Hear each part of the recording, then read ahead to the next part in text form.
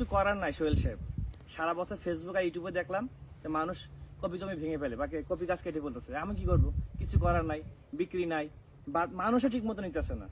গরু ছাগলের যে নিয়ে খাওয়াবে তাও কোনো উপায় নাই।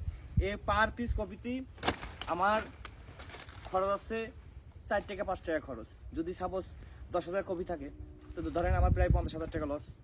এভাবে প্রতিটা চাষির লস। যারা সরকারি থাকে তারা মনে করে যে চাষিরা আসলে কত লাভবান হয়, আসলে তাই না। যেরকম ভাবেন এরকম না ভাই, কিচ্ছু করার নাই। মনে করলাম দাম উঠবে, কোনো উঠার কোনো লাইন নাই। এই জন্য দেখেন কপি কত সুন্দর কপি। হ্যাঁ, কিচ্ছু করার নেই। হ্যাঁ, নেওয়ার মানুষ নেই, ব্যাপারী নাই। ব্যাপারী তো কিনায় কোনো ইচ্ছুকই দেখাচ্ছে না, কিচ্ছু করে না। বাধ্য হয়ে বাগান তোমার পরিষ্কার করতে হবে।